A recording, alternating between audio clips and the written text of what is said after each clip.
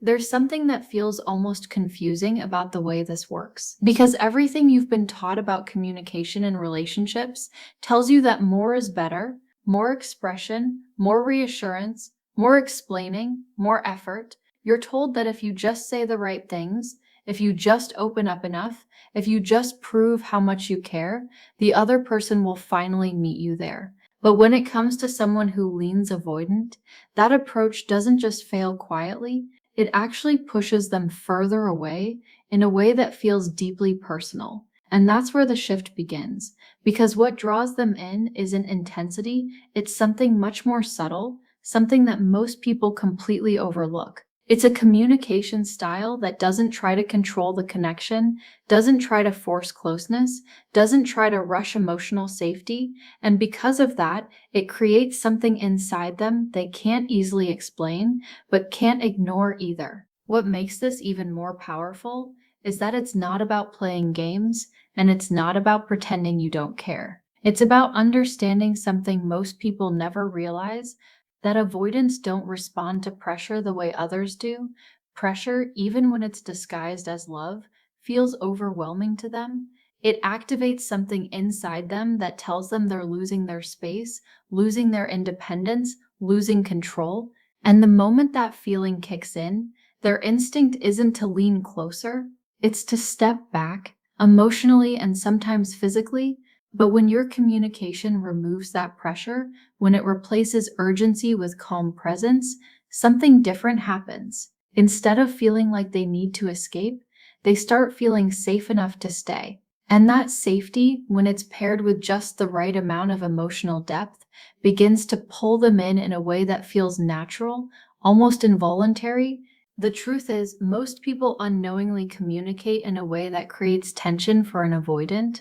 Over explaining emotions, sending long messages trying to be understood, asking for clarity too soon, needing constant reassurance, all of it comes from a genuine place, but it lands differently on someone who processes connection through distance. It makes them feel like they're being pulled into something they're not ready for, something they can't fully manage. And even if they care, even if they feel something real, that pressure becomes louder than the connection itself. So they withdraw, not always because they want to lose you, but because they don't know how to stay without losing themselves. And that's the part that hurts the most, because from your side, it feels like you did everything right. You showed up, you expressed, you tried, but what actually works requires a completely different approach, one that doesn't try harder, but moves differently. That shift begins with how you carry yourself emotionally when you communicate. It's not about saying more, it's about saying less with more intention. It's about removing the urgency behind your words and replacing it with a grounded kind of presence. When you stop reacting immediately, when you stop feeling like every message needs to fix something or move the connection forward, your energy changes. And that change is something an avoidant notices almost instantly, even if they don't consciously understand it. Because instead of feeling like they're being pulled into emotional intensity, they feel like they're standing in front of something calm, something steady, something that doesn't demand from them, but still holds depth. And that combination, that's what starts to create curiosity. There's a quiet power in not reacting the moment something feels off. When they take longer to reply, when they become a little distant, when their energy shifts in a way that would normally trigger anxiety, your ability to stay grounded instead of chasing creates a completely different dynamic. Instead of feeding the cycle where one person pulls away and the other moves closer, you interrupt it. You give space without withdrawing your presence entirely. And in that space, something begins to happen inside them. They start to notice the absence of pressure. They start to feel the difference between what they expected and what you're actually giving. And that difference creates a kind of tension, not the overwhelming kind that pushes them away, but a subtle kind that draws them in. This is where silence becomes something powerful instead of something scary. Most people see silence as a sign that something is wrong, something that needs to be fixed immediately. But in this communication style, silence becomes a space where curiosity can grow. When you don't fill every gap with words, when you don't rush to explain or reassure, you leave room for them to think about you. to wonder what you're feeling, to notice your absence in a way that isn't forced but natural. And that wondering, that's where attachment starts to deepen for someone who usually avoids it. Because instead of being overwhelmed by too much emotional input, they're drawn in by what isn't being said. At the same time, it's not about becoming distant or cold, it's about being intentional with what you do express. When you speak, it carries weight. When you show interest, it feels genuine but not overwhelming.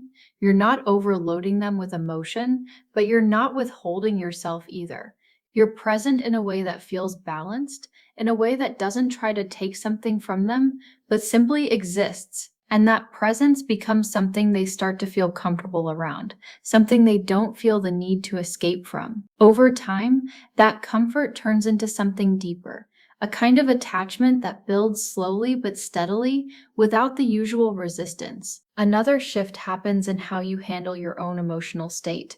Instead of looking to them to regulate how you feel, you become steady within yourself. Your mood isn't dictated by how quickly they respond or how available they are in a given moment, and this is something they pick up on, even without words. Because when your energy isn't fluctuating based on their behavior, it removes a layer of pressure they're used to feeling. They don't feel responsible for maintaining your emotional balance. They don't feel like they're constantly being measured or expected to show up in a certain way. And because of that, they start showing up more naturally, more willingly, without the same resistance that usually holds them back. There's also something deeply intriguing about not revealing everything at once. When you don't lay out all your thoughts, all your feelings, all your intentions immediately, you create a sense of depth that takes time to unfold. And for someone who is used to keeping emotional distance, that kind of slow discovery feels safer. It doesn't overwhelm them, but it keeps them engaged. They start to feel like there's more to you than what's immediately visible, more layers to understand, more to uncover. And that process, that gradual unfolding, keeps them invested in a way that intensity never could. At the core of all of this is emotional self-control, not in a way that suppresses what you feel, but in a way that allows you to choose how you express it. You're not reacting from fear, you're responding from clarity. You're not trying to hold on to them, you're allowing the connection to exist without forcing it. And that difference changes everything. Because instead of feeling like they're being pulled into something they might lose control of, they start to feel like they're stepping into something that gives them space to breathe. And within that space, their guard begins to lower, slowly, quietly, almost without them realizing it. And what's happening underneath all of this is something they don't expect. They start thinking about you more. They start noticing the way you communicate, the way you don't react like others did, the way you don't chase or demand or overwhelm. It creates a contrast that stands out in their mind. And that contrast turns into curiosity. Curiosity turns into attention, and attention over time turns into something much deeper. Something that feels close to obsession, not because you forced it, but because you allowed it to grow in a way that felt safe for them. And that's the part that begins to shift the dynamic in a way you can actually feel, even if nothing obvious has been said yet. Because now, instead of you wondering where you stand, something starts happening on their side that they're not used to dealing with. They begin to feel a subtle loss of control. Not in a dramatic or chaotic way, but in a quiet, internal way that keeps coming back to them when they least expect it. They notice that you're not reacting the way others did. You're not trying to pull them closer when they create distance. You're not filling every silence with reassurance or questions.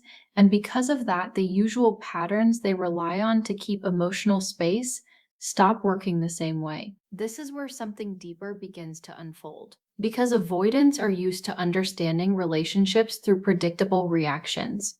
When they pull back, the other person moves closer. When they go quiet, the other person tries harder. When they create distance, the connection either intensifies in pressure or slowly falls apart. But when you communicate in a way that doesn't follow that pattern, it creates something unfamiliar. And unfamiliar, when it feels safe instead of threatening, becomes incredibly hard to ignore. It makes them pause. It makes them think. It makes them come back to the interaction in their mind, trying to understand what's different about you and why it feels the way it does. And this is where your ability to not chase becomes one of the most powerful things you can embody. Because the moment you stop trying to close the gap they create, the gap starts to speak for itself. They feel it, not as pressure, but as absence, not as something forced, but as something real. And in that space, something starts to grow inside them, a quiet awareness that you're not waiting in the same way others did, that you're not holding on to them tightly, hoping they'll come back. And that awareness begins to trigger something they're not used to feeling, the possibility of losing you. But it's not the kind of fear that comes from intensity or emotional confrontation. It's much more subtle than that. It shows up in small moments, when they notice you didn't respond as quickly as before, when they realize you didn't react to their distance, when they feel a slight shift in your energy that suggests your world doesn't revolve around them, and instead of pushing them away, this kind of shift pulls them in. Because now, for the first time, they're not trying to manage your emotions, they're trying to understand their own. At the same time, the way you communicate continues to reinforce this shift without needing to say anything directly. You're still present, still engaged, but there's a lightness to it. You're not over-investing in every interaction, not trying to extract meaning from every message. You allow conversations to breathe. You allow moments to exist without turning them into something more than they are, and this creates a sense of ease that avoidants rarely experience in connection. Because instead of feeling like every interaction carries emotional weight they have to respond to, it feels simple, it feels natural, it feels like something they can step into without losing themselves. And that simplicity becomes addictive in a way they don't expect. Because most connections they've experienced either felt too distant to matter or too intense to handle. But this sits somewhere in between. It has depth, but it doesn't overwhelm. It has presence, but it doesn't demand. And because of that, they start to feel drawn to it in a way that doesn't trigger their usual defenses. They don't feel the need to pull away as quickly or as strongly. They start staying a little longer in conversations. They start initiating in small ways. They start showing up with a kind of consistency that feels new, even to them. What's really happening underneath all of this is that your communication style is allowing them to experience connection without pressure.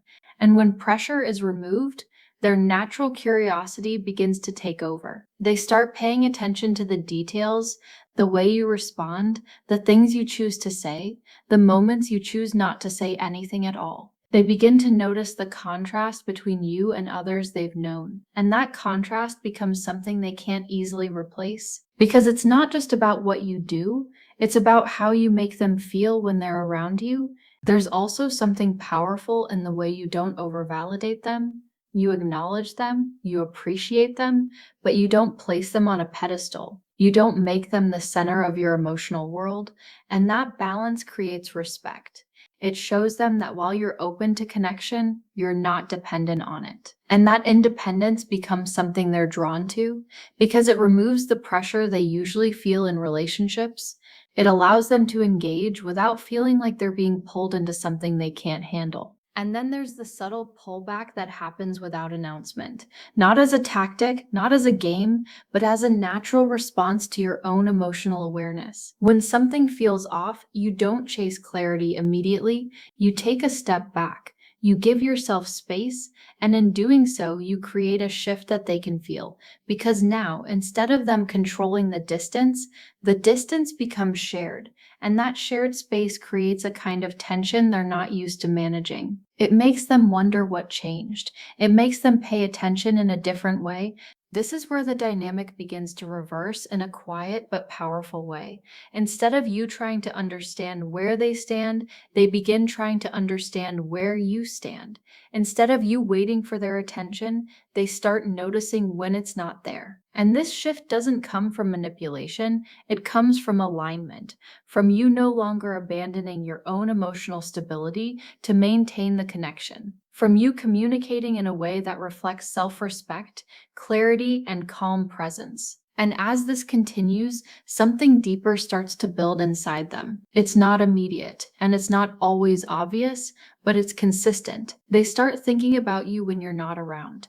They replay conversations in their mind, not because they feel pressured, but because something about it felt different. They start to feel a sense of comfort in your presence, combined with a curiosity they can't fully explain.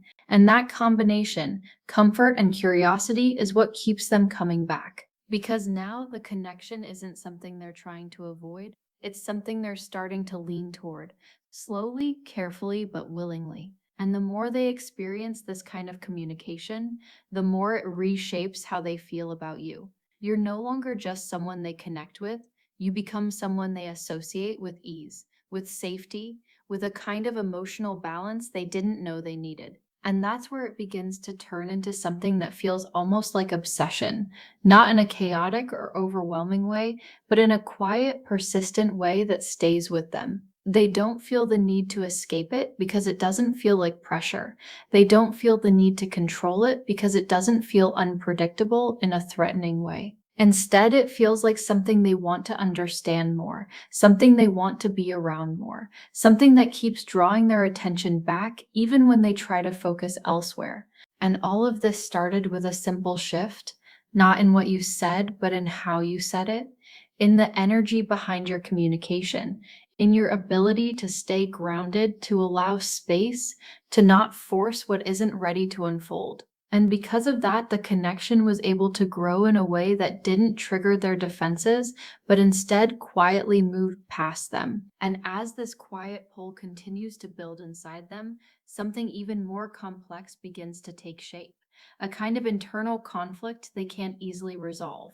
Because on one side, they feel drawn to you in a way that feels safe, steady, and almost grounding, but on the other side, there's still that part of them that's used to distance, used to control, used to keeping emotions at a level where they don't feel exposed. And the more they feel themselves leaning toward you, the more that conflict starts to surface, not in a way that pushes you away like before, but in a way that makes them think about you even more. They start questioning what this is, why it feels different, why you don't trigger the same reactions others did.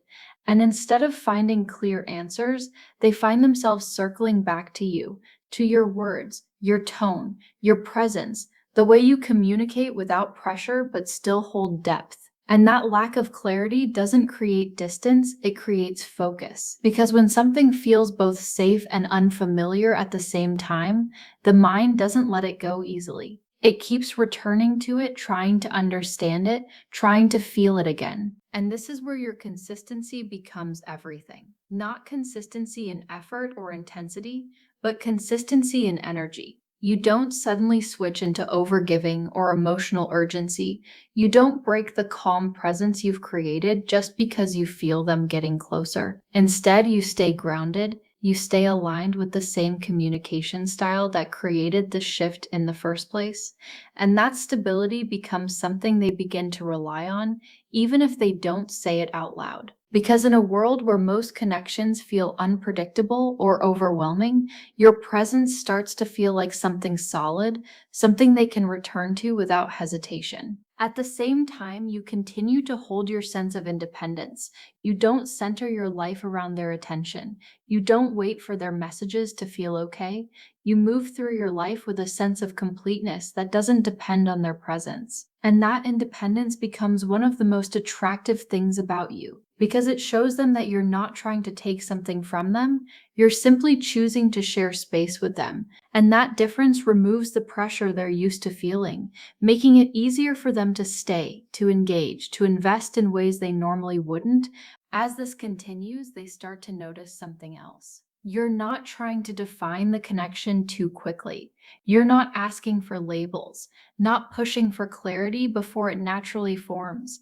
And that creates a sense of freedom within the connection. It allows things to unfold without feeling forced. And for someone who is used to pulling away when things feel too structured or too intense, that freedom becomes something they deeply appreciate. It allows them to explore their feelings without the fear of being locked into something they're not ready for. And because of that, their emotional walls begin to lower in ways that feel almost unintentional.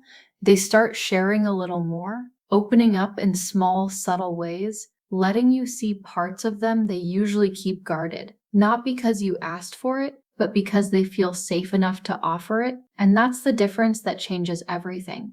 Because when someone chooses to open up on their own, without pressure, without expectation, it creates a much deeper kind of connection. One that feels real, one that feels earned, one that feels like it belongs to both of you. There's also something powerful in the way you handle their moments of distance now, because those moments don't disappear completely. They still have times where they pull back, where they need space, where their old patterns try to resurface. But the difference is in how you respond. You don't panic, you don't chase, you don't try to pull them out of it. You allow it without losing yourself in the process. And that response does something important. It shows them that the connection isn't fragile, that it doesn't depend on constant closeness to exist. And that realization makes it easier for them to come back, because they don't feel like they're returning to something unstable or demanding. And each time they come back, the connection deepens a little more.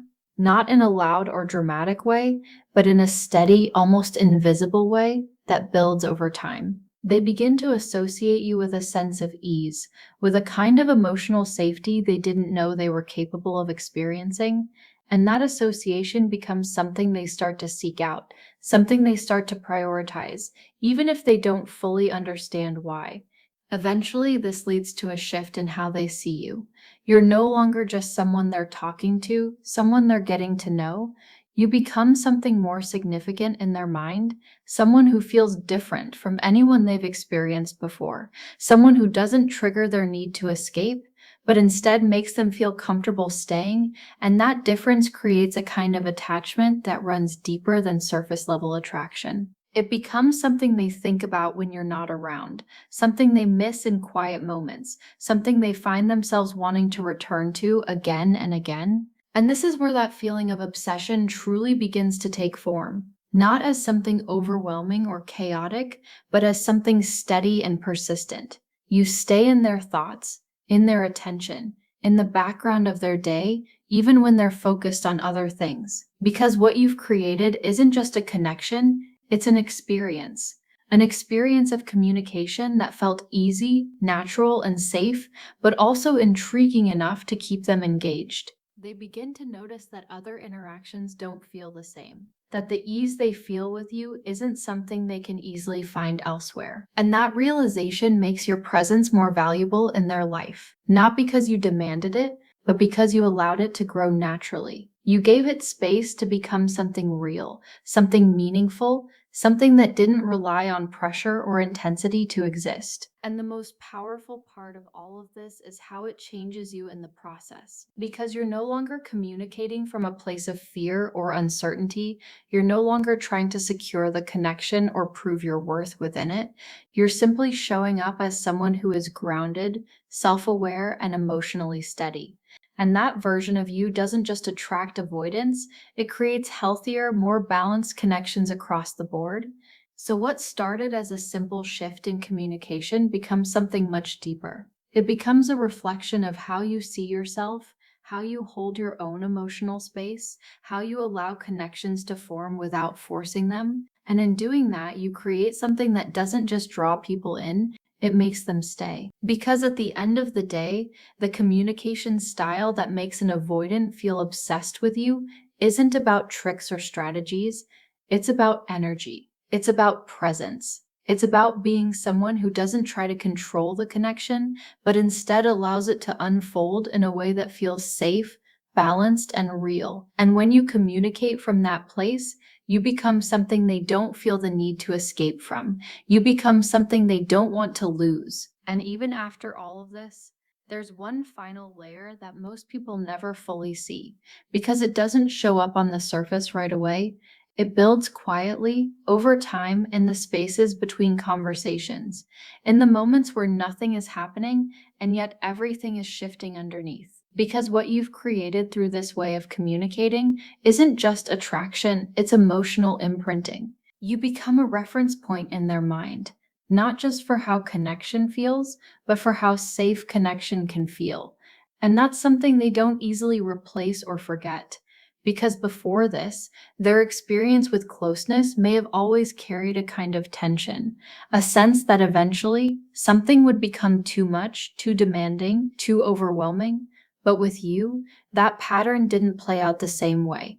You didn't rush them, you didn't trap them in expectations, you didn't make them feel like they had to perform or prove something to keep the connection alive.